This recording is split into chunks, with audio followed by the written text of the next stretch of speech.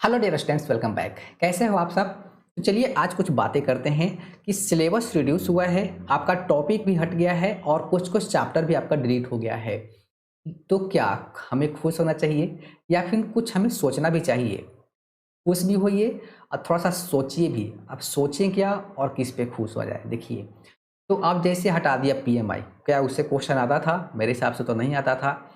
और दूसरा आप ये चीज़ समझिए कि सिलेबस हटा, कम हुआ, ठीक है, रिड्यूस हो गया आपका, टॉपिक रिमूव हो गया, चैप्टर डिलीट हो गया, नंबर ऑफ क्वेश्चंस तो वही आ रहे हैं ना, वो तो नहीं हटा है। मतलब जितने क्वेश्चन पिछले साल थे, उससे पिछले साल थे, उतना ही क्वेश्चन आपको इस साल भी आएंगे।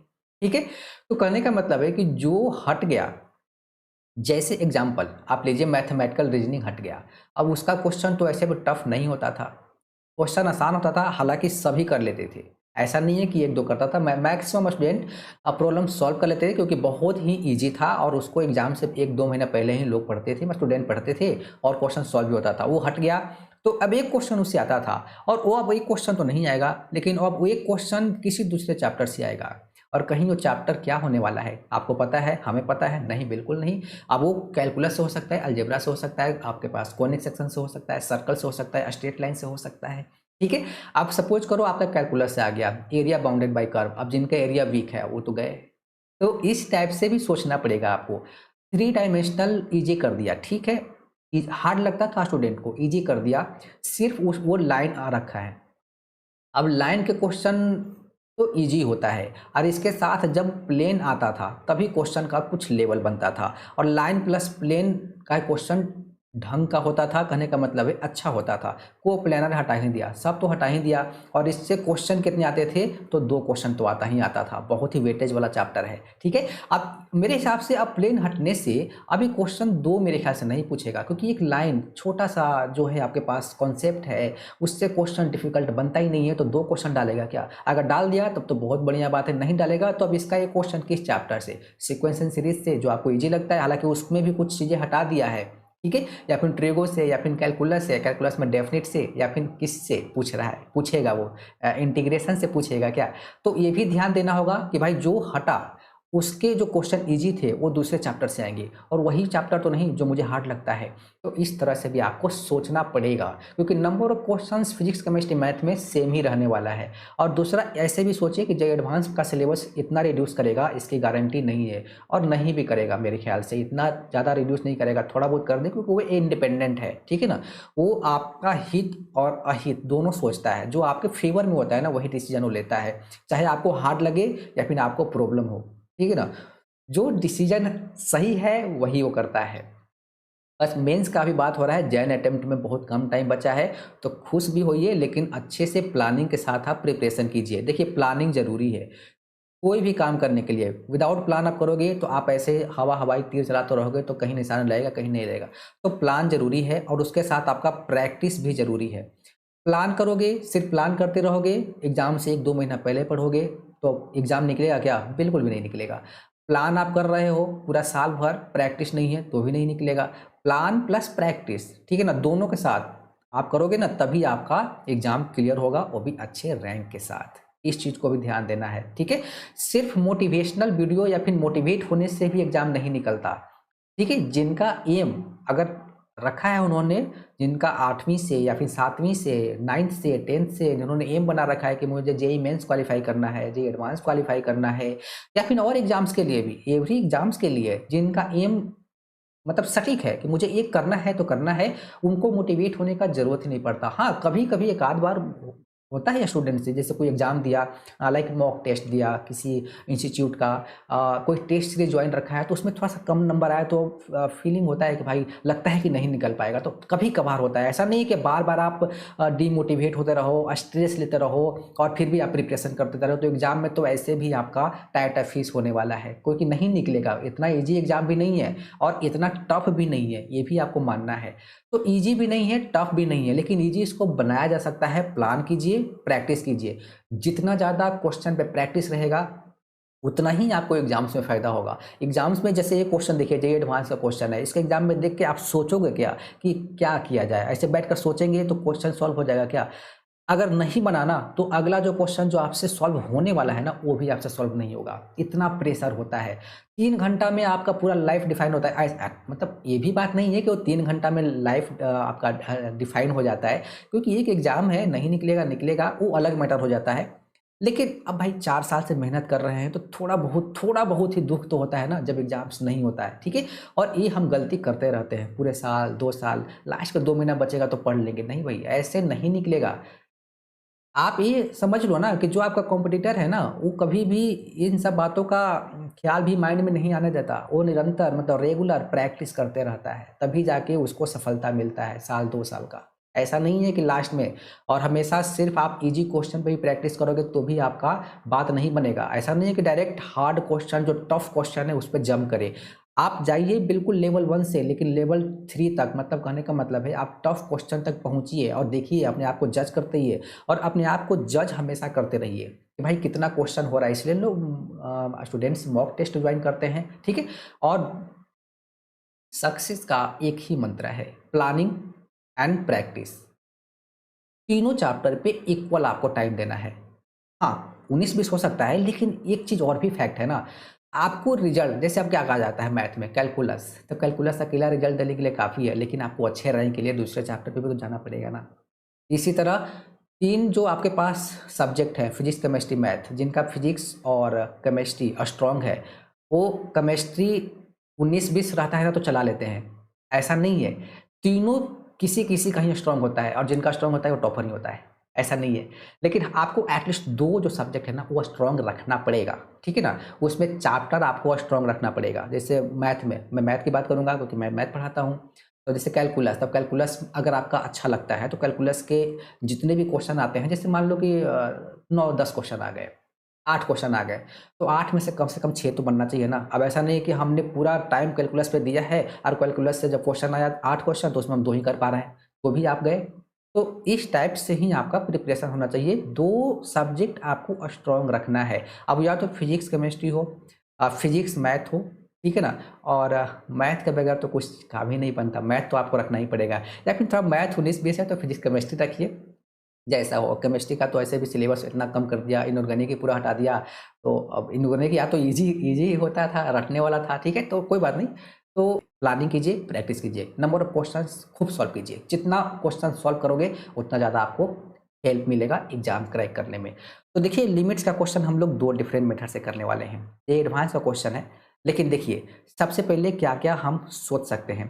तो लिमिट्स का क्वेश्चन देखकर एक चीज जो सबसे पहले माइंड में आता है, जिनका डिफरेंशिएशन स्ट्रॉन्ग है, एल हॉपिटल रूल। मैं यहाँ पे लिख दूंगा, उसको मैं भी सॉल्व करूंगा इस मेथड से। और एक बहुत बेसिक सा मेथड है, तो सबसे पहले बेसिक अप्रोच ही अप्लाई करते हैं, उसके बाद एल हॉपिटल अप्लाई करेंगे। ओके, तो अब बेसिक क्या है, तो देखिए दिस इक्वल टू दिस और स्टेटमेंट पढ़ लीजिए, एम एंड पॉजिटिव इंटीजर्स है greater than 1, okay, then the value of this, okay.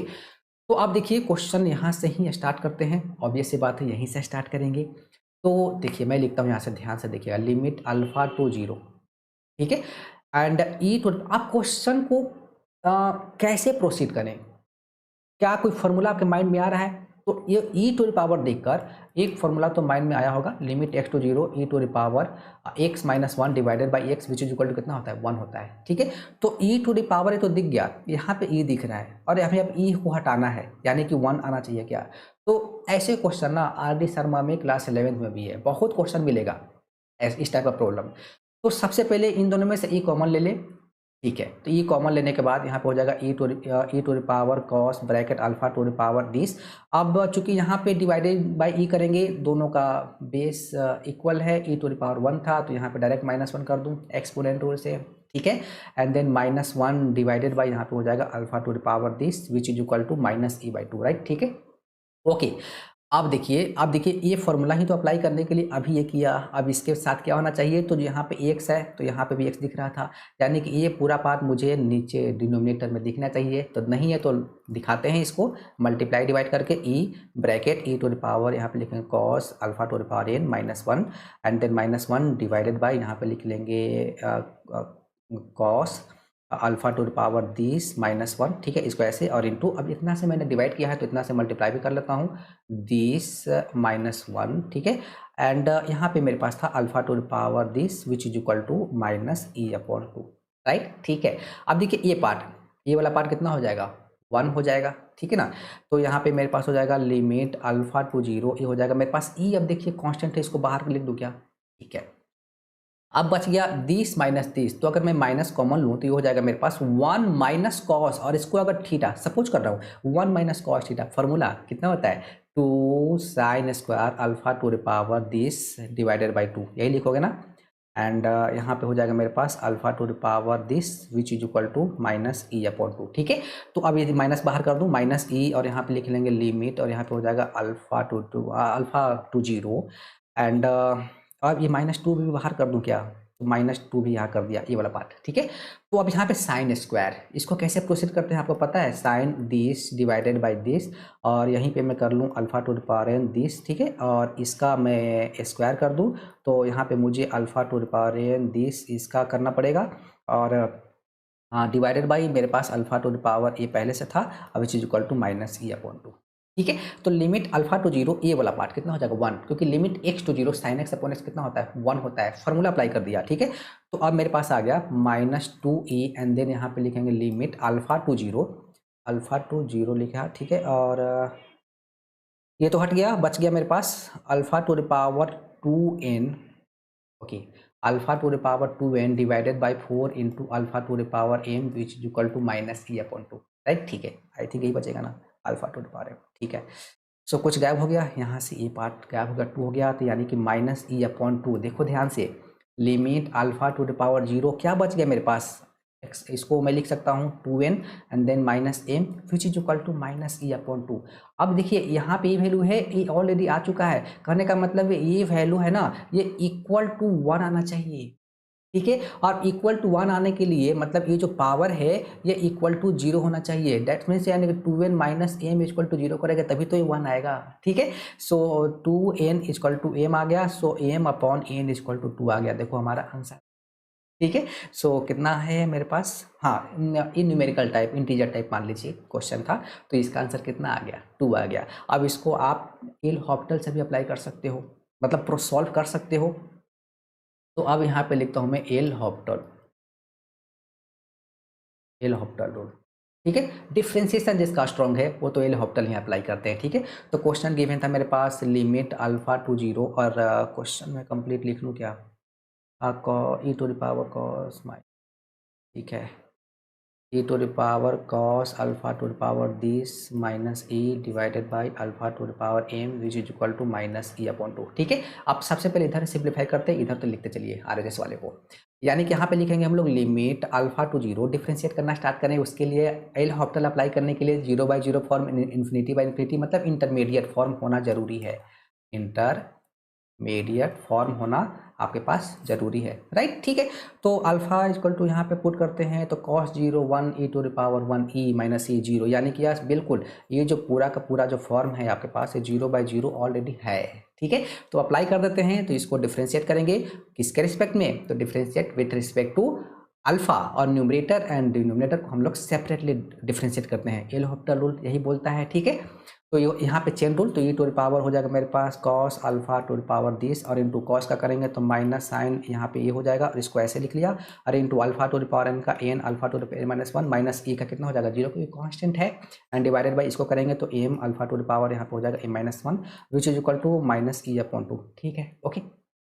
सो अब हम लोग लिखेंगे तो limit alpha two 0, E minus बाहर कर दिया सबसे पहले, और देखिए सब प्रोडक्ट में आ गया, तो ई टू द पावर यहाँ पे कॉस है ना, तो अल्फा 0 पुट करेंगे cos 0 यानी कि ई बच जाएगा, इसको मैंने यहीं पे कर लिया इंटू, अब यहाँ पे साइन, तो साइन के साथ क्या करते हैं आपको पता है, साइन ऐसे लिखा हुआ है तो यहाँ पे ऐसे लिख लीजिए, और इंटू ऐसे लिख लीजिए, इसको भी हम लोग 1 बना रहे हैं, ठीक है। Alpha to the power n minus 1 divided by यहाँ पे हो जाएगा मेरे पास m alpha to the power m minus 1 और which is equal to minus E upon 2, ठीक है। अब देखिए ये पार्ट कितना हो गया मेरे पास 1 हो गया, तो मेरे पास कितना बच गया, तो माइनस ई बाहर कर देता है, ठीक है ना, यानी कि लिमिट अल्फा टू 0, तो यहाँ पे एन अपॉन एम ये वाला पार्ट, और अल्फा टू द पावर मेरे पास एन, यानी कि अल्फा टू द पावर एक काम करता हूँ एन प्लस दिस यानी कि 2n माइनस 1, और इसको भी ऊपर ले जाता हूँ, ये लिखा हुआ है मेरे पास 2n माइनस 1 माइनस एम, यानी कि 2n माइनस एम फाइनली, मतलब सबको कर लिया, okay, which is equal to minus E upon 2 given है, राइट, ठीक है। अब बात बन गया ना, देखिए तो ये लिखा हुआ है मेरे पास, यहाँ पे लिखता हूँ, देखो माइनस ई,